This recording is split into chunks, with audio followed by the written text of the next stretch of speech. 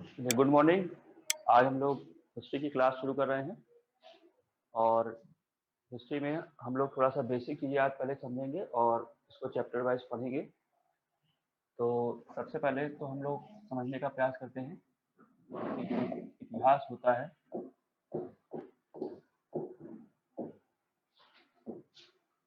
इतिहास को की डेफिनेशन क्या बनाई गई है, या इतिहास के बारे में जो आपको पढ़ना है तो किस चीज़ को फॉलो करना है आपको।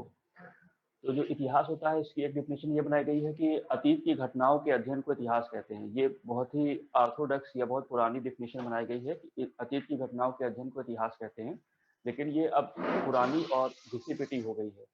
अब आपको इससे ये पता नहीं चल रहा है कि इतिहास पढ़ते समय हमें किस चीज़ का ध्यान रखना है या किस बात का ध्यान रखना है कि जिससे कि हमें इतिहास समझ में आए। तो एक अच्छे लेवल की एक डेफिनेशन ये हो सकती है कि आप इसको याद करने का प्रयास करिएगा, समझने का भी प्रयास कीजिए कि एक शब्द है निरंतरता यानी कि कंटिन्यूटी, और एक शब्द है परिवर्तन यानी कि चेंजमेंट। तो निरंतरता और परिवर्तन के तथ्यों को निरंतरता और परिवर्तन के तथ्यों को रेखांकित करना, पॉइंट आउट कर देना, रेखांकित करना इतिहास। तो एज ए स्टूडेंट हम लोगों को इस बात को फॉलो करना चाहिए कि हमें पढ़ते समय ये पता होना चाहिए कि क्या क्या चीज़ें ऐसी हैं जो कंटिन्यू बनी हुई हैं और कहाँ कहाँ पर चेंजमेंट हो गया है। किसी को भी पढ़ते समय ये पता होना चाहिए, मान लीजिए फॉर एग्जांपल कि एक टॉपिक है हम लोग का वैदिक काल, उसके बाद एक होता है टॉपिक उत्तर वैदिक काल, फिर सिंधु घाटी की सभ्यता,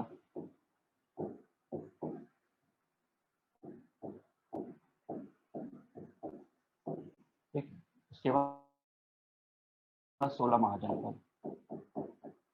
तो ऐसे जब आपके सामने टॉपिक आएंगे तो आपको पढ़ते समय ये पता होना चाहिए कि कौन कौन सी ऐसी चीजें थी जो वैदिक से उत्तर वैदिक में जाने पर वैसी के वैसी बनी रही यानी कि निरंतरता, और कौन चीजें उत्तर वैदिक से सिंधु में चली गई और कौन सी चीजें सिंधु से 16 महाजनपद में बनी रही जैसा कि पहले से था, और कहाँ कहाँ पर वैदिक से उत्तर वैदिक में जाने में परिवर्तन हुआ, और कौन सी चीजें वैदिक से उत्तर वैदिक से सिंधु में जाने में परिवर्तन हुआ और महाजनपद में क्या परिवर्तन हुआ।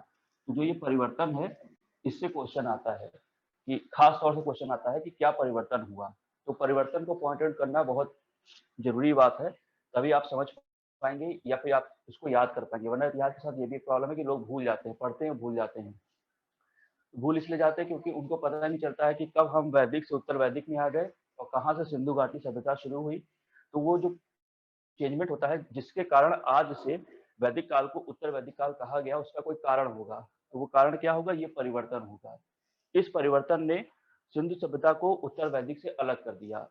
इस बात ने 16 महाजनपद को सिंधु सभ्यता से अलग कर दिया, यानी कि ये लोग ऐसे लोग हैं जिन्होंने कोई परिवर्तन किया है जिसके कारण इनको इनका सेगमेंट अलग हो गया है। तो आपको किसी भी कालखंड में केवल यही नहीं, मौर्य काल से मौर्यतर काल में, गुप्त से गुप्तोत्तर काल में, या दिल्ली सल्तनत से मुगल काल में, या गवर्नर जनरल जब आप पढ़ेंगे आधुनिक भारत में, उसमें भी आपको परिवर्तन पता होने चाहिए और ये भी पता होना चाहिए कि कौन सी चीजें वैसी की वैसी बनी हुई है।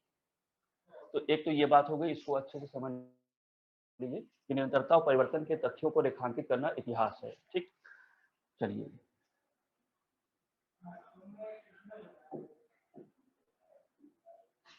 अब दूसरी बात ये है, एक परिभाषा और भी समझ सकते हैं, मतलब कि कई टाइप की परिभाषाएं होती है। तो एक डिफिनेशन ये समझ सकते हैं कि मान लीजिए कि दो व्यक्ति हैं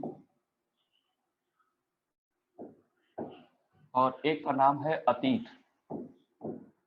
पास्ट आपका, और एक है वर्तमान। तो एक परिभाषा ये बनाई गई है कि अतीत और वर्तमान के बीच निरंतर संवाद को इतिहास कहते हैं। यानी कि हम लोग वर्तमान में बैठकर अतीत का विश्लेषण करते हैं, अतीत को एनालिसिस कर रहे हैं, तो अतीत और वर्तमान के बीच निरंतर संवाद को इतिहास कहते हैं। ये भी एक परिभाषा बनाई जा सकती है। चलिए, ये हो गई बात थी परिभाषा की। अब दूसरी बात हम लोग देखते हैं कि इतिहास का जो डिवीजन किया गया है, इतिहास का जो डिवीजन है उसको समझने का प्रयास करते हैं कि किस टाइप से इसको डिवाइड किया गया है। ये सारी बातें अध्ययन की सुविधा के लिए की गई हैं कि हम उसको आसानी से पढ़ सकें। तो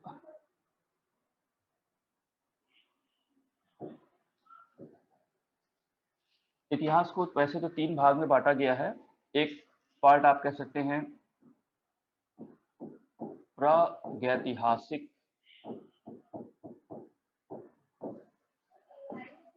इतिहास, एक कहलाता है आदि ऐतिहासिक इतिहास, और एक कहलाता है ऐतिहासिक इतिहास। तो इसका डिवीजन कैसे किया गया है कि जो प्रागैतिहासिक काल है, उस समय का जो मानव है वो पढ़ना लिखना नहीं जानता था और वो पत्थर के उपकरणों का प्रयोग करता था। तो ऐसे समय को प्रागैतिहासिक काल में रखा गया है और इसमें आपका शामिल हो जाता है पाषाण काल। इसमें पाषाण काल आता है जिसमें मानव पढ़ना लिखना नहीं जानता है। इसमें मध्य पाषाण काल आता है और इसमें नव पाषाण काल आता है, जहाँ का मानव असभ्य है ना, आदिम सभ्यता में रहता है, पत्थर के उपकरणों का प्रयोग करता है, पढ़ना लिखना नहीं जानता है। तो ये तीनों काल प्रागैतिहासिक काल में आते हैं। और आज ऐतिहासिक काल में थोड़ा सा जब वो प्रोग्रेस करता है तो वो पढ़ना लिखना जान गया, उसने कुछ लिखा हुआ है, लेकिन उसकी लिपि को हम लोगों ने नहीं पढ़ा है या हम उसको समझ नहीं पाए हैं। वो तो पढ़ना लिखना जानता था, लेकिन हमारी कमी है कि हम उसको अभी तक समझ नहीं पाए हैं। तो इसके अंतर्गत आती है सिंधु घाटी की सभ्यता।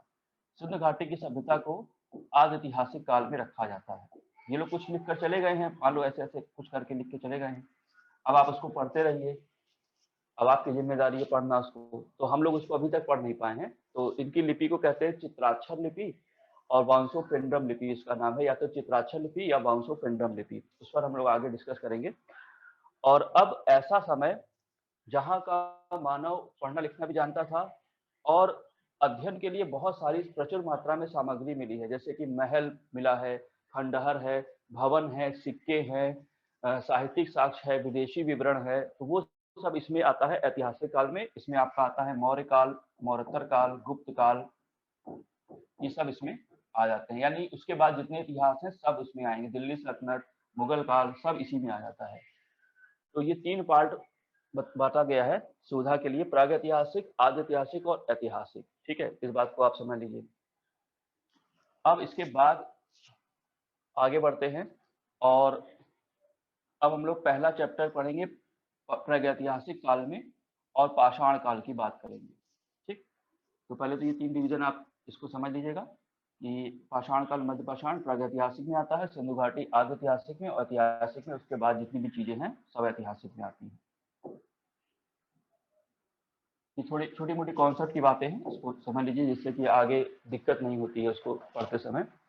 अच्छा, यहाँ पर एक बात और हो सकता है कुछ लोग जानते हों और कुछ लोग नहीं जानते हैं। तो जो जानते हैं उनके लिए कोई दिक्कत नहीं है, लेकिन जो नहीं जानते हैं उनके लिए काफी दिक्कत हो जाती है। वो ये कि कुछ लोगों को ये पता नहीं होता है इतिहास में ईसवी और ईसा पूर्व क्या होता है ना, क्यों ऐसा कहा गया है कि ईसवी और ये ईसा पूर्व। तो इसकी बात यह है कि ये भी पढ़ने की सुविधा के लिए बांटा गया है। वो ऐसा है कि ईसा मसीह का जन्म जब होता है तो वो उसको हम लोगों ने रख लिया 1 ईस्वी, है ना, ईस्वी। और 1 ईस्वी यानी ईसा मसीह का जन्म हो गया। अब ईसा मसीह के जन्म से पहले जितनी भी घटनाएं हुई जिनको ईसा मसीह ने नहीं देखा था, वो कहलाती हैं ईसा पूर्व, यानी कि बिफोर क्राइस्ट। और जिन घटनाओं को ईसा मसीह ने अपनी आंखों से देखा है वो ईस्वी है। तो ईस्वी यहाँ से चलती रहेगी। तो जो ईसा पूर्व होती है वो कम होती जाती है और ईस्वी जो होती है वो बढ़ती जाती है।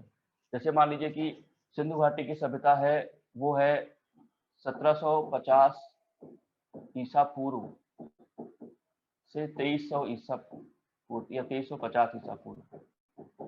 अब उसका सब समय आगे बढ़ेगा, सिंधु घाटी की सभ्यता जब वैदिक काल में आएंगे तो वैदिक काल आ जाएगा 1000 ईसा पूर्व में,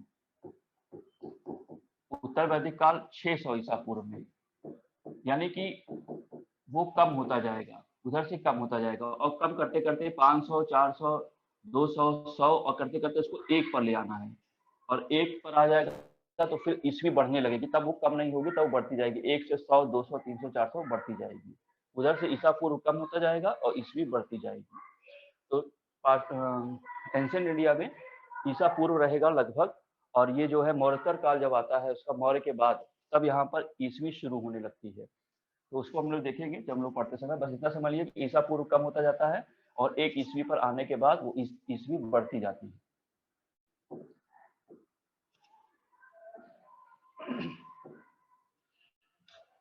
चलिए, अब इसमें बहुत सारी चीजें, बहुत सारी इतिहास में बहुत सारा विश्लेषण है।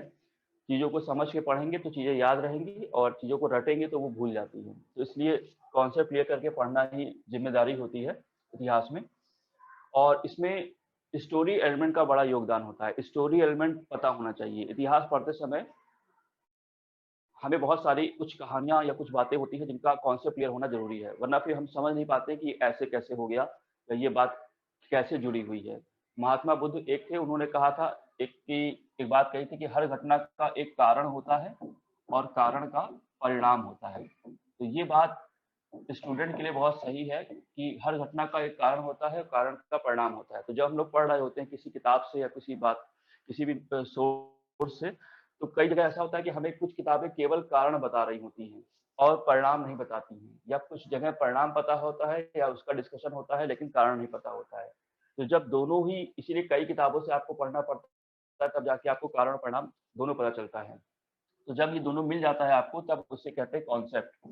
और जिसका कॉन्सेप्ट क्लियर हो जाता है वो फिर उसको दिक्कत नहीं होती, वो चीजें फिर आपको याद रहती हैं। तो इसलिए कारण परिणाम दोनों पता करके चलेंगे। इससे आपको एसर्शन और रीजनिंग के क्वेश्चन करने में भी हेल्प होती है, जिसमें कथन कारण देकर क्वेश्चन पूछता है। चलिए, अब स्टोरी एलिमेंट को देखेंगे ही, समझेंगे भी, और साथ में एक बात और देख लेते हैं। यहाँ पर छोटी सी बात और शुरू में समझ लेते हैं, वो ये कि हिस्ट्री में क्या है कि एक तरफ आपको इंडिया में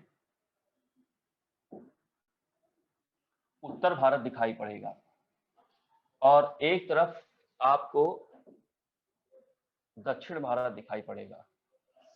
तो उत्तर भारत में कुछ लोग शासन कर रहे हैं और दक्षिण भारत में भी कुछ लोग शासन कर रहे हैं। तो कौन किसका समकालीन है, कौन किसके समय में रहा है, वो भी पता होना चाहिए, जिससे कि आपको सुविधा होती है। अगर मान लीजिए कि अशोक जैसा एक चक्रवर्ती सम्राट है जो उत्तर दक्षिण भारत दोनों में है, या दोनों जगह उसने विजय हासिल कर ली है, तब तो कोई दिक्कत नहीं है। लेकिन अलग अलग समय में उत्तर दक्षिण भारत में अलग अलग राजा हैं, तो आपको थोड़ा सा देखना पड़ेगा। अब उसका कारण क्या हुआ, उसका कारण एक व्यवहारिक या भौगोलिक कारण क्या बनता है कि उत्तर भारत और दक्षिण भारत के बीच में एक विंध्य पर्वत की श्रेणी जाती है। और उस समय, यानी कि एंशिएंट इंडिया में या मिडिवल हिस्ट्री में भी, उत्तर से दक्षिण भारत जाने में इस विंध्य पर्वत की श्रेणी को पार करना बड़ा मुश्किल काम था। लोग जा नहीं पाते थे उसको पार करके, क्योंकि बहुत लंबा समय लगता था, बहुत संसाधन लगते थे। इसलिए शायद ही कोई कोई राजा ऐसा हुआ है जिसने कभी उत्तर भारत को पार करके दक्षिण भारत अभियान किया है, या दक्षिण भारत के राजा ने उत्तर भारत की तरफ अभियान किया है। इसीलिए उत्तर और दक्षिण भारत के बीच में दूरियां बनी रही, क्योंकि विंध्य पर्वत की श्रेणी है ना। मतलब आप समझ सकते हैं कि आज भी इतने संसाधन है, फिर भी हम लोग बहुत ज्यादा दक्षिण भारत से उतना नहीं लगाव रख पाते हैं। कुछ फिल्मों के माध्यम से जानते हैं, कुछ पॉलिटिकल पार्टी के माध्यम से जानते हैं, सब कुछ हम लोग उतना नहीं जानते हैं जितना उत्तर भारत के बारे में जानते हैं। तो उस समय तो और मुश्किल काम था। कुछ राजा हुए, जैसे कि अशोक था, उसने अभियान किया दक्षिण भारत। जैसे अलाउद्दीन खिलजी ने अभियान किया, वो दक्षिण भारत गया। अकबर ने अभियान किया। तो कुछ राजा हुए, लेकिन उनका भी दक्षिण भारत बहुत लंबे समय तक संभालना बड़ा मुश्किल काम रहा। अकबर के समय में दक्षिण भारत अभियान हुआ, लेकिन उसके उत्तराधिकारी शाहजहां, जहांगीर, औरंगजेब के समय में दक्षिण भारत उनके हाथ से फिसल गया, क्योंकि उस समय मराठों का उद्भव हो गया था और शिवाजी वगैरह आ गए थे, उन्होंने अपनी राजनीति दक्षिण भारत में चलाई। तो ये कॉन्सेप्ट की बात है कि कैसे उत्तर भारत अलग है और दक्षिण भारत अलग रहता है, तो उसको भी आप समझेंगे। चलिए, अब इन सब कुछ बातों के बाद अब हम लोग शुरू करते हैं। आज पहला चैप्टर शुरू करते हैं, जिसका नाम है प्रागैतिहासिक काल, और उसके अंतर्गत आएगा पाषाण काल। ये आपका पहला चैप्टर होगा, पाषाण काल।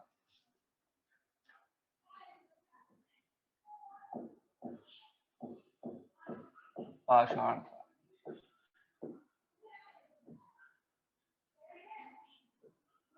अब इस चैप्टर की मतलब कि किसी भी चैप्टर को पढ़ते समय आपको उसकी मुश्किलें भी पता होनी चाहिए और उसमें जो अच्छाइयाँ हैं, पॉजिटिव पॉइंट है, वो भी पता होनी चाहिए कि एज ए स्टूडेंट आपको पढ़ते समय क्या दिक्कत का सामना करना पड़ेगा और क्या चीज़ें सुविधाजनक हैं।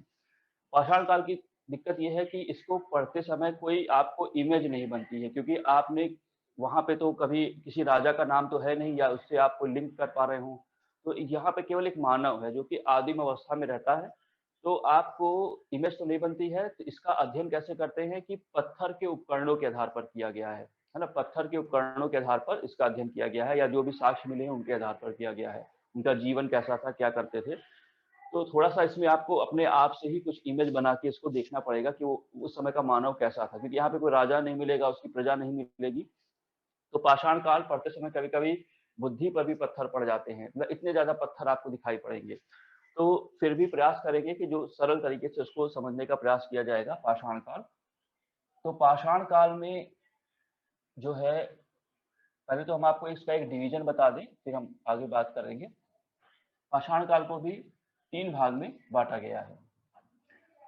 एक का नाम है पूरा पाषाण काल। देखिए एक टाइप का पत्थर यहाँ पर आएगा।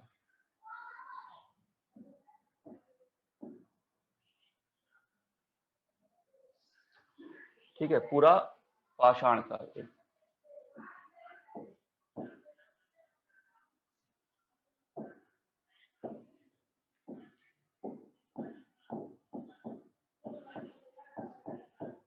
पूरा पाषाण काल। दूसरा डिवीजन है इसका मध्य पाषाण काल।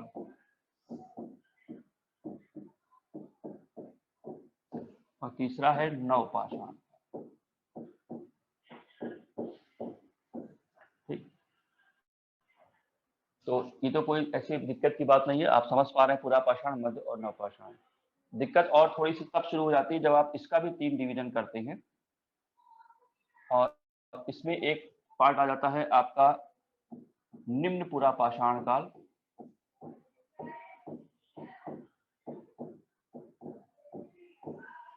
फिर आप देखते हैं इसमें मध्य पूरा पाषाण काल।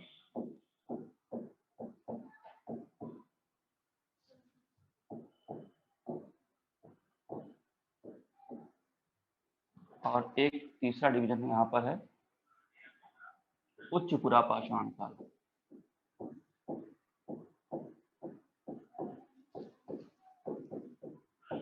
ठीक, ये पूरा पाषाण काल के 3 डिवीजन और हैं। तो ये जितनी भी चीजें हैं सबको पत्थर के उपकरणों के आधार पर ही हमें इनका अध्ययन करना होगा। तो अब थोड़ा सा इसका समय हम डिवाइड करके आपके सामने लिख देते हैं, जिससे आपको एक टाइम जोन का आइडिया रहे। तो जो पूरा पाषाण काल है, हालांकि बस ये एक समझने की बात है कि आप बस जानते रहें कि समय क्या है, बहुत ज्यादा इसको रटने की जरूरत नहीं है। तो पूरा पाषाण काल का जो समय दिखाई पड़ता है वो दिखाई पड़ेगा आपको 5 लाख ईसा पूर्व। 5 लाख ईसा पूर्व से 10,000 ईसा पूर्व। 5 लाख ईसा पूर्व से 10,000 ईसा पूर्व। मध्य पाषाण काल देखो 10,000 यहाँ पे खत्म होता है, तो मध्य पाषाण काल शुरू होगा 10,000 ईसा पूर्व से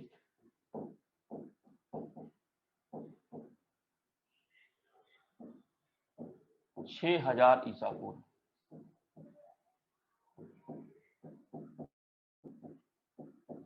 ठीक, और ये जो है 6,000 ईसा पूर्व के बाद,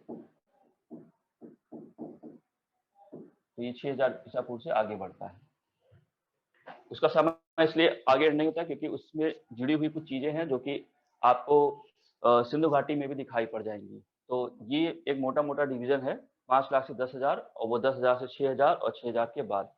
अब जो 5 लाख से 10,000 ईसा पूर्व है उसको 3 भाग में आपको यहाँ भी देखना पड़ेगा, क्योंकि ये 3 पार्ट हो जाते हैं इसके, निम्न, मध्य और उच्च पूरा पाषाण का। तो यही समय यहाँ पे एक्सपेंड हो जाएगा अलग अलग पार्ट में। तो बस जानकारी के लिए आप देख लीजिए, इसका समय है 5 लाख ईसा पूर्व से 50,000 ईसा पूर्व।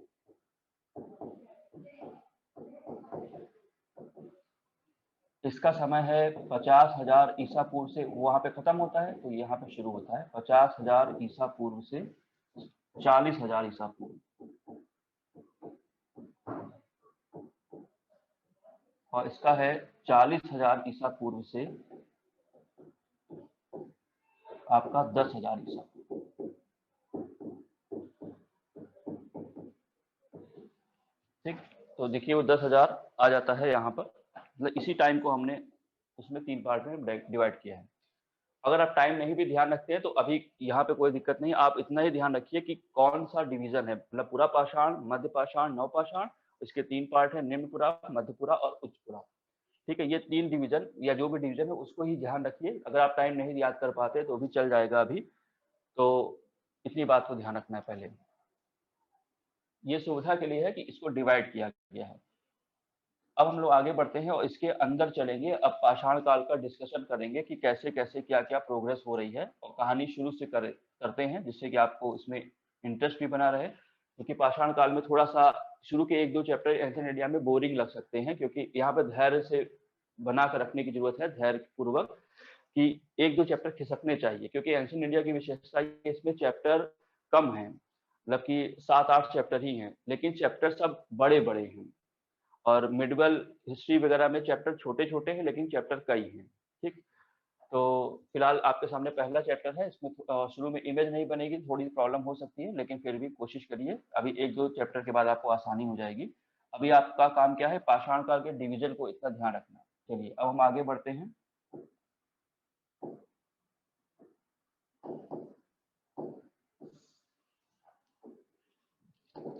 अब कहानी शुरू से करते हैं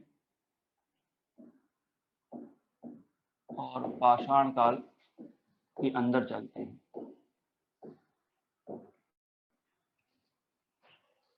देखिए हुआ क्या, एक समय था कि जब कुछ भी नहीं था, है ना, पूरा सिस्टम कुछ भी नहीं था, कि कोई ऐसा मानव वगैरह कुछ का जन्म नहीं हुआ था, जीवन भी नहीं शुरू हुआ था। तो भूवैज्ञानिकों ने ऐसा माना है कि पृथ्वी जो है वो लगभग 4.8 अरब वर्ष 4.8 अरब वर्ष पुरानी है, 4.8 अरब वर्ष पुरानी, और ये अपने अक्ष पर घूमती है, आपको पता ही है। तो पहले क्या था कि चारों तरफ बर्फ ही बर्फ जमी हुई थी, चारों तरफ बर्फ जमी हुई थी, और पृथ्वी अपने अक्ष पर घूमती गई तो कुछ बर्फ वगैरह पिघलती है, जलवायु परिवर्तन हुआ और फिर वर्षा होने लगी, बहुत सारी वर्षा होती थी पहले। और फिर ऐसा कहा गया कि इस पर जीवन जो है लगभग 3.5 अरब वर्ष पहले शुरू हुआ जीवन, और समय का पहिया घूमता रहा, और फिर हमारा उद्देश्य ये है कि हम अपने मानव को पकड़े, क्योंकि होमो सेपियन के रूप में जो हमें दिखाई पड़ा है वो कैसा था पहले, उस मानव की बात करनी है, क्योंकि हमारा हीरो इस समय वही है। तो जीवन इसमें 3.5 अरब वर्ष पहले हुआ, और उसके बाद इसको इन्होंने अपना और बांटा हुआ है कि पृथ्वी के समय को महाकल्पों में, इसके बाद कल्प आए, अभी कुछ भी नहीं है, बस जलवायु परिवर्तन हो रहा है, महाकल्प, कल्प आए, फिर युग आया। तो ऐसे उन्होंने टेबल बना रखी है। अब ऐसा एक दिन ऐसा दिखाई पड़ा कि कुछ कपि समूह, कुछ बंदरों का समूह जो है, जिसको इन्होंने कहा है, नाम दिया है रामापिथेकस। तो रामापिथेकस का समूह इनको दिखाई पड़ा जंगलों में, और अब इसी पर फोकस हो गए ये लोग कि अब इसी का डेवलपमेंट होना है। तो रामापिथेकस जंगलों में दिखाई पड़ता है समय के काफी बीतने के बाद, और ये जो रामापिथेकस दिखाई पड़ता है इसमें 2 पार्ट हो जाते हैं। एक शाखा जो है वो पेड़ पर रहने के लिए अनुकूलित हो गई, यानी कि वो पेड़ पर चढ़ जाती है, और एक शाखा जो है खुले घास के मैदानों में चली जाती है, खुले घास के मैदान की तरफ चली जाती है। तो कुछ लोगों ने अपने आप को अनुकूलित कर लिया पेड़ पर चढ़ के रहने के लिए, कुछ लोग ने घास के मैदानों की तरफ चले गए। तो जो ये घास के मैदान की तरफ चल रहा है, अब इस पर हमारी निगाह है, क्योंकि यही अब होमो सेपियन बनने वाला है। तो पहले जो पूर्वज है इसको इन्होंने कहा ऑस्ट्रेलोपिथेकस,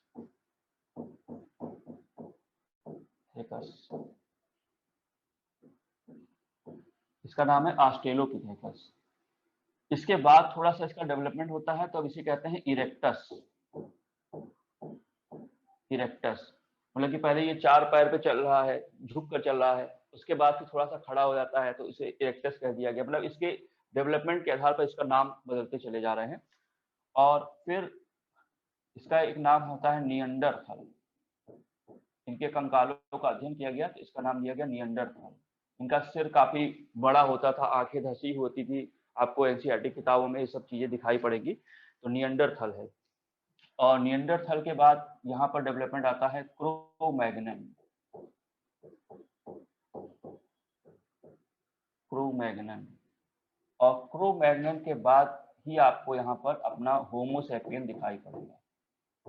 होमोसैपियन, ठीक, होमोसैपियन। ये काफी डेवलपमेंट के बाद आपको होमोसैपियन दिखाई पड़ेगा। अब अभी हम आपको बताएंगे कैसे होमोसैपियन कहाँ पे कैसे क्या काम कर रहा है, लेकिन अभी आप केवल एक क्वेश्चन के रूप में इसको एक याद कर लीजिए। क्वेश्चन यह आता है कि होमोसैपियन का विकास पाषाण काल में कहाँ हुआ या किस काल में हुआ। तो मैंने जो आपको डिवीजन अभी बताए थे तो उसके अकॉर्डिंग जो है होमोसैपियन का विकास जो है उच्च पुरा पाषाण काल में हुआ है। तो अभी आपने लिखा था उच्च पुरा पाषाण काल, यहाँ आपने लिखा था निम्न पाषाण काल, मध्य पुरा पाषाण काल, तो एक उच्च पुरा पाषाण काल भी आपने लिखा था, यहाँ पे लास्ट में हमने लिखा था। तो वहां पे ही होमोसैपियन आपको दिखाई पड़ता है। तो ये रामापिथेकस की शाखा है जो ब्रांच के रूप में फैलती है और एक पेड़ पर रहती है और एक खुले घास के मैदानों में रहना पसंद किया। और ऑस्ट्रेलोपिथेकस से इरेक्टस, इरेक्टस से निएंडरथल, क्रो-मैग्नन, और फिर होमोसैपियन का डेवलपमेंट होता है। अब यही होमोसैपियन हमारा हीरो है और इस पर हम लोग चर्चा करने जा रहे हैं। चलिए अब देखिए, पहले हम लोग पूरा पाषाण काल देखते हैं, वहां पे क्या क्या बातें हैं। तो पहला डिवीजन हमने लिखा है पूरा पाषाण काल।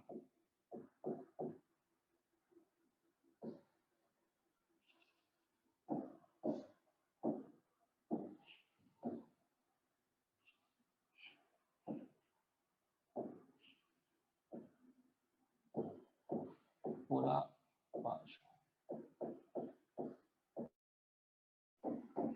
इसके हमने आपको 3 डिवीजन अभी आपको बताए थे आपके सामने। इसमें 3 डिवीजन क्या था कि एक आपने देखा था निम्न पुरा पाषाण काल, एक आपने देखा था मध्य पुरा पाषाण काल, और एक आपने देखा था उच्च पुरा पाषाण। यहाँ पे मैंने आपको बताया होमोसैपियन यहीं पर, अभी मैंने आपको बताया।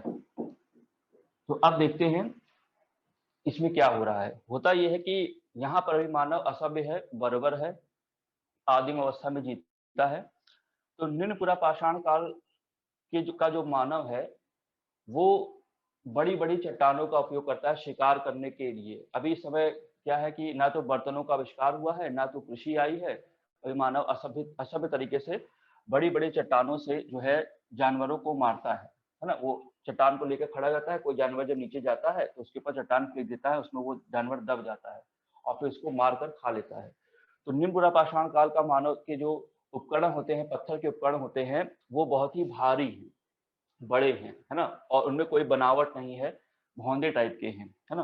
तो ये जो इनका अध्ययन किया गया है तो पता चल रहा है कि जो इनका उपकरण होता है वो क्वार्टजाइट पत्थर का बना होता है। एक टाइप है पत्थर का, क्वार्टजाइट पत्थर के उपकरण का प्रयोग करता है। क्वेश्चन आता है कि निम्न पुरा पाषाण काल के उपकरण किस पत्थर के बने हैं। तो क्वार्टजाइट पत्थर के उपकरण हैं। इसमें हमें जो उपकरण दिखाई पड़ते हैं वो दिखाई पड़ता है हैंडेक्स यानी हाथ की कुल्हाड़ी, क्लीवर, चॉपर मतलब काटने वाला कुछ होता है, तो पत्थर से उन्होंने बना रखा है। पत्थर ऐसा मत सोचिए कि आज के समय का चाकू है, वो पत्थर का चाकू है, उस पर धार वगैरह करके उन्होंने अपना काम चलाया है। तो हैंडस, क्लेवर, चॉपर इस टाइप के उपकरण इनको दिखाई पड़ते हैं। इसका जो निम्न पुरा पाषाण काल है, इसका जो जो साक्ष्य मिलता है ज्यादातर वो सोहन नदी घाटी और बेलन नदी घाटी के पास मिलता है। सोहन नदी घाटी ये क्या है, ये सिंधु की सहायक नदी है, तो यहाँ पर मिलता है। और बेलन नदी घाटी ये भी क्वेश्चन है कि कहाँ पे इसका प्रमाण मिलता है। बेलन नदी घाटी के पास जो है इसका प्रमाण मिलता है। ये मिर्जापुर के आसपास आपको दिखाई पड़ेगा उत्तर प्रदेश में। तो इस टाइप का मानव जो है इस टाइप के उपकरणों का प्रयोग कर रहा है। एक व्यक्ति हैं जिनका नाम है रॉबर्ट ब्रसफुट, उनका नाम है रॉबर्ट ब्रसफुट।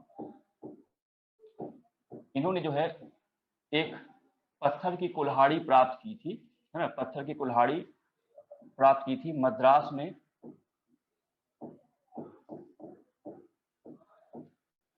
में पल्लवरम नामक स्थान पर।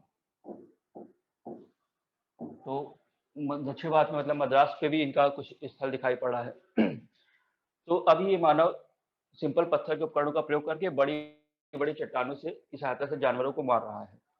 अब क्या होगा कि आने वाले समय में यानी मध्यपुरा पाषाण काल में जो बड़ी बड़ी चट्टान है, मानव इससे जो है शल्क निकालेगा, मतलब इसको तोड़ेगा और तोड़ेगा, टुकड़े करेगा। तो इसीलिए मध्यपुरा पाषाण काल की विशेषता यह है कि यहाँ पर शल्क उपकरणों की प्रधानता है। यहाँ पे बड़े पत्थर थे, अब यहाँ पर शल्क उपकरण है। अब पत्थर का टाइप भी चेंज हो जाएगा। अब यहाँ पर जेस्पर और चर्ट के उपकरण दिखाई पड़ेंगे। जेस्पर और चर्ट पत्थर है उससे बने उपकरण दिखाई पड़ेंगे एक साथ, मतलब कि ऐसे उपकरण दिखाई पड़ने लगेंगे पत्थर के जिनमें फलक बने होंगे, यानी कि शल्कों को निकालेंगे तो उसमें फलक टाइप की चीज दिखाई पड़ेगी। तो एक जगह है नेवासा, ये महाराष्ट्र में है। तो नेवासा में बहुत सारे ऐसे उपकरण मिले हैं जहाँ पे फलक बने हुए हैं, इसीलिए नेवासा को फलक संस्कृति भी कहा गया है। फलक तो नेवासा में फलक संस्कृति है जो कि मध्यपुरा पाषाण काल से संबंधित है। ठीक है।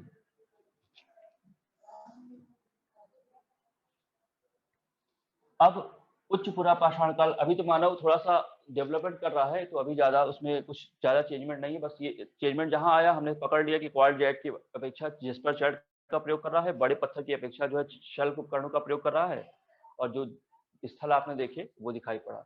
अब उच्च पुरा पाषाण काल की विशेषता यह है कि अब ये थोड़ा सा और डेवलप होता है और इसी शल्क को उसने अपने हिसाब से और काटना छाटना शुरू किया, बारीक करना शुरू किया, और अब यहाँ पर आपको खुरचनी जैसा उपकरण दिखाई पड़ेगा। खुरचनी, जिससे किसी चीज को महीन बनाकर उससे खुरचा जा सके। तक्षणी, खुरचनी, इस टाइप के उपकरण थे। देखिए यहाँ पे हैंडस, क्लीवर, मोटे और भौंदे उपकरण बनाए गए थे। अब यहाँ पे बारीक की हो, यानी ये तकनीकी विकास एक तरीके से आप कर रहे हैं, धीरे धीरे मानव कर रहा है, क्योंकि आवश्यकता ही आविष्कार की जर्नी है। जैसे जैसे मानव को जरूरत पड़ती है वैसे ही वो पत्थरों को तोड़ना फोड़ना शुरू कर रहा है। तो खुरचनी उपकरण को प्रधानता दिखाई पड़ रही है। और यहाँ पर एक पत्थर दिखाई पड़ेगा, चकमक पत्थर। चकमक पत्थरों का प्रयोग करने लगा वो। और मानव कभी भी खाली नहीं बैठता है, उसके मन में कुछ ना कुछ विचार आते रहते हैं और उसको मनोरंजन चाहिए होता है, एंटरटेनमेंट चाहिए। तो वो क्या करता है, खाली समय पे क्या करेगा, वो गुफाओं में जाकर चित्रकारी करता है ना। तो बहुत सारी चित्रकारी वगैरह भी दिखाई पड़ती है जिसको हम लोग समझ नहीं पाए कि क्या इन्होंने बनाया है, लेकिन कुछ जगह पे कुछ ढूंढने का प्रयास किया गया है। तो खास बात है कि चित्रकारी की गई है ना। और उच्च पुरा पाषाण काल की विशेषता यह है कि यहाँ पर एक गुफा मिली है जिसका नाम है भीमबेटका। भीमबेटका, तो भीमबेटका की गुफाओं में जो है गहरे लाल और हरे रंग का प्रयोग किया गया है। गहरे लाल और हरे रंग। तो पहली बार, अभी तो हम लोग को बहुत आसान लगता है कि अरे लाल रंग और हरा रंग में कौन बड़ी बात है, लेकिन जो पहली बार कोई चीज होती है वो इंपॉर्टेंट हो जाती है कि पहले का मानव ने पहली बार कैसे लाल और हरे रंग का प्रयोग किया होगा। तो ये विशेषता है एंशिएंट इंडिया की, यही विशेषता है कि आपको एक शब्द का ध्यान रखना पड़ेगा, पहली बार। जो भी चीज पहली बार होगी वो इंपॉर्टेंट होती है, और आज के समय तक भी पहली बार जो भी चीजें होती है वो इंपॉर्टेंट है। तो पहली बार का प्रयोग, पहली बार मंदिर कब बने, पहली बार मुद्रा कब आई, तो ऐसे बहुत सारी चीजें हैं। तो यहाँ पे पहली बार गहरे लाल रंग का प्रयोग हो रहा है, और यहाँ पर ही आपको दिखाई पड़ रहा है पहली बार क्या, होमोसेपियन। होमोसेपियन यानी कि इसके पहले जो मानव था वो वही सब था, ऑस्ट्रेलोपिथेकस, इरेक्टस, निएंडरथल, वो सब यहाँ पर दिखाई पड़ रहा है। और होमोसेपियन जो बन गया वो उच्च पुरा पाषाण काल में बना, और उसी ने गहरे लाल रंग का प्रयोग किया है, उसी ने खुरचनी बनाई है, उसी ने चकमक पत्थरों का प्रयोग किया है। तो ये इसकी कुछ विशेषता है ना। भीमबेटका की गुफाओं से है ना। और ऐसे ही बेलन घाटी में इनका एक प्रमाण मिलता है जिसे कहते हैं लोहदा नाला। लोहदा नाला, ये नाम अजीब गरीब है लेकिन याद करना। लोहदा नाला है बेलन नदी घाटी से, बेलन घाटी।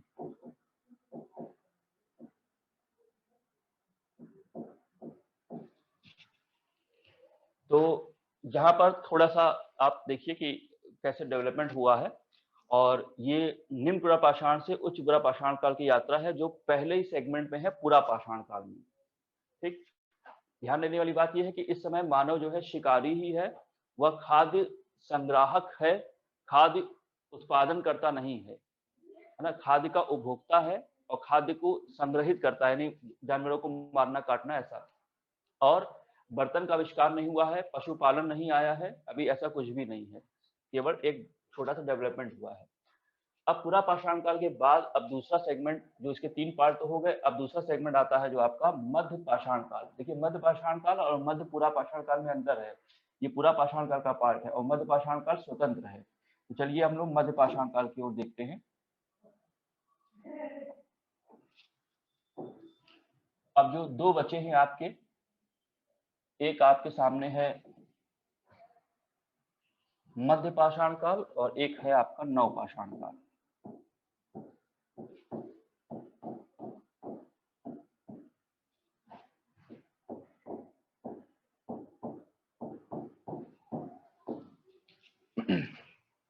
देखिए मध्य पाषाण काल की विशेषता क्या है कि यहाँ पर खास बात क्या है कि यह मध्य पाषाण काल को अगर आप ध्यान से देखेंगे तो ये पुरा पाषाण काल और नव पाषाण काल के बीच में बैठा हुआ है, यानी कि दोनों के बीच में संक्रमण का समय है, ट्रांजिशन स्टेट है ये। और यहाँ पे खास बात होती है जो अलग कर देती है इसको पुरा पाषाण काल से, मतलब वही परिवर्तन जिसके कारण इसको मध्य पाषाण काल कहा गया, वो ये था कि यहाँ पर हुआ है अग्नि का आविष्कार। अग्नि का आविष्कार इसी काल में होता है। तो मानव ने पहली बार अग्नि का आविष्कार कर लिया, और कोई भी आविष्कार होगा तो उससे जीवन में क्या आती है, क्रांति आती है। तो अग्नि आविष्कार हो गया। तो एक तो सुविधा ये हो गई कि ये जो अभी तक कच्चा मांस खाते थे अब उसको भून कर खाने लगे, पका कर उसको खाने लगे। तो इनका साक्ष्य जुटाया गया कि मध्य पाषाण काल कहाँ कैसे क्या हुआ। तो अग्नि का आविष्कार जब हो गया तो इनके साक्ष्य जो मिलते हैं वो आपको दिखाई पड़ते हैं। उत्तर प्रदेश में एक जगह है सराय नाहर राय, इसको आपको याद करना पड़ेगा, सराय नाहर राय उत्तर प्रदेश में। और महादहा, महादहा, यहाँ से आपको मध्य पाषाण काल साक्ष्य मिलता है। यहाँ पर ये उत्तर प्रदेश के प्रतापगढ़ जिले में है। और यहाँ पर क्या है कि एक साथ 8 चूल्हे, चूल्हा मतलब कि जहाँ पर उनका किचन था, तो कई 8 एक साथ गर्त चूल्हे, मतलब कि गर्त का मतलब कि मिट्टी में गड्ढा करके बनाया गया, गर्त चूल्हा इसे कहते हैं।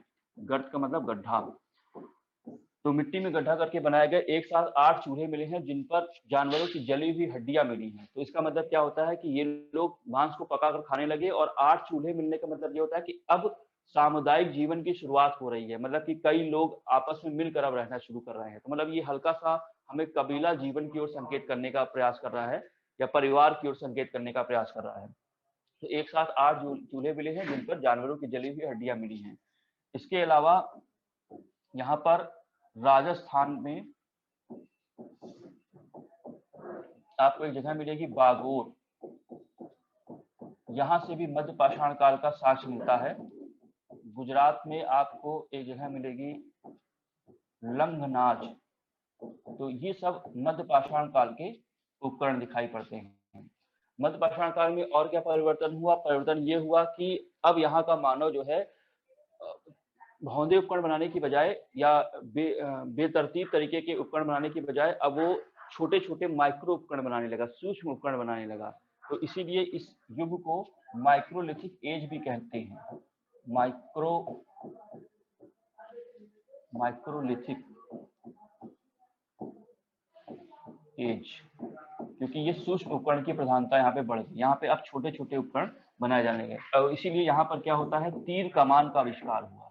तीर कमान यानी कि अब मानव ने क्या कहा, सूक्ष्म उपकरण, यानी कि अब वो धनुष बाण की सहायता से छोटे जानवरों का भी शिकार करने लगा। मतलब कि वो झाड़ी में बैठे हुआ जो खरगोश है, हिरन है ना, उसको भी अब मार सकता था। पहले वो बड़ी बड़ी चट्टानों से मारता था तो उसमें भी रिस्क होता था बहुत, लेकिन अब तीर कमान में वो दूर से जानवरों को मारने लगा। तो ये एक आविष्कार ही है, पहली बार है, लेकिन फिर भी चलिए तीर कमान बनाया तो उसने। और छोटे उपकरण बनाने लगा जिनको फेंक कर प्रक्षेपास्त्र की तरीके से मार सके। और सराय नाहर राय राजस्थान का बागोर, गुजरात का लंगनाथ, ये जो है इनके साक्ष्य के स्थान है जहां से इनके साक्ष्य मिलता है। अब ये चीजें तो यहाँ पर हो गई, और अग्नि का आविष्कार खास है जो कि अलग कर देता है सब चीजों को। अब देखते हैं नवपाषाण काल में क्या हुआ। नवपाषाण काल की विशेषता एक ऐसी विशेषता है जो बिल्कुल अलग कर देती है। यहाँ पर वो बात हुई जो पहले कभी नहीं हुई, और उस चीज ने आगे तक लोगों को प्रभावित किया। देखते हैं यहाँ पर क्या हुआ। चलिए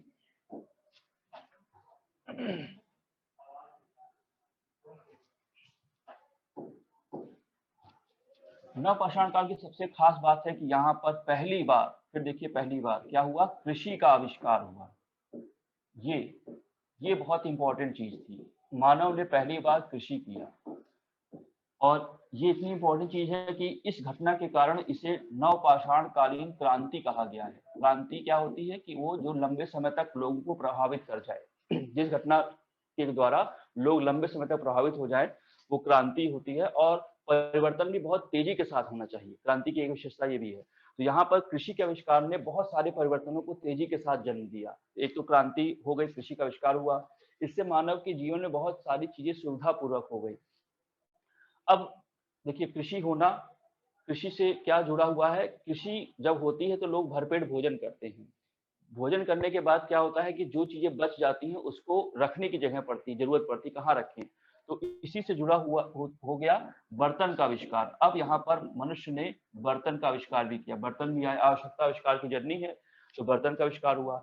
अब क्योंकि कृषि करनी है तो उसमें हमें पशुओं की भी जरूरत पड़ेगी, तो इसलिए अब यहाँ पर जुड़ जाता है पशुपालन। अब यहाँ पर पशुओं का पालन करने का की भी खोज की गई कि भाई कौन से ऐसे पशु हैं जिनको पाला जाए, है ना।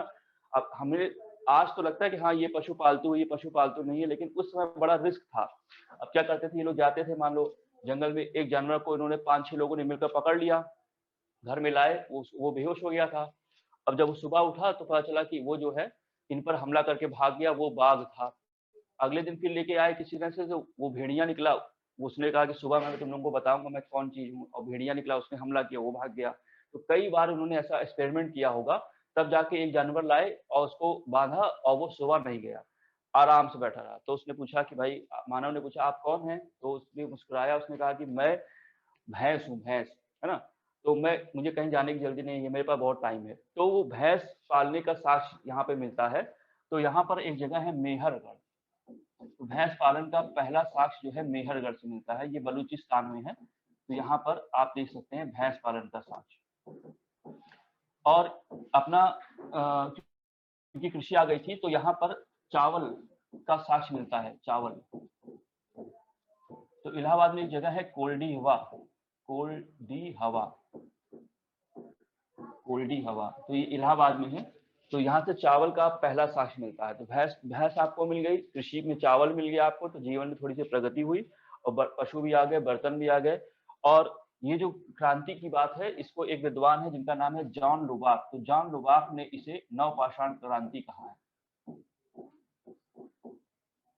जॉन लुबाक ने। ऐसे ही बिहार में एक जगह है जिसका नाम है चिरांद। बिहार की जगह का नाम है चिरांद। यहाँ से प्रचुर मात्रा में हड्डी के बने उपकरण दिखाई पड़ते हैं। हड्डी से भी मानव उपकरण बनाता था। हड्डी के उपकरण यानी कि उस हड्डी को तराश कर वो सुई बना लेता था, हड्डी को तराश कर वो चाकू बना लेता था। तो वो हड्डी पर चिराने मिले हैं। और एक खास चीज और आपको याद रखनी पड़ेगी जो नवपाषाण काल की विशेषता है,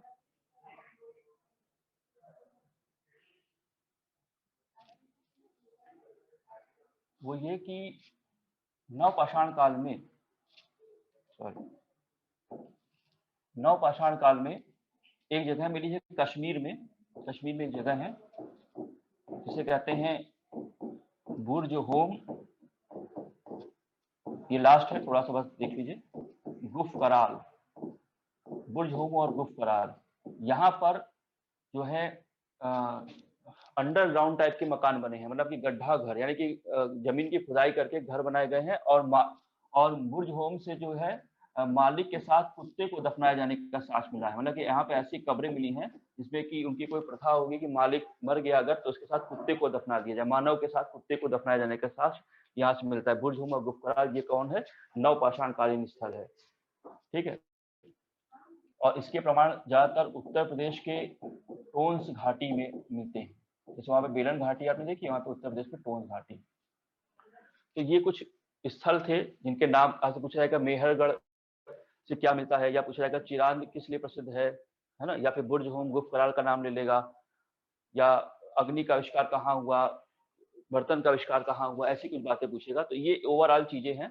अब नेक्स्ट चैप्टर में आपको बताएंगे कि नवपाषाण क्रांति से क्या क्या प्रभाव उत्पन्न हुआ, उसने क्या प्रभाव उत्पन्न किया, साथ साथ मानव का जो 16 महाजनपद कैसे बना, साम्राज्य बनने की जो कहानी है कैसे नवपाषाण काल से जुड़ी है, उसको हम लोग देखेंगे।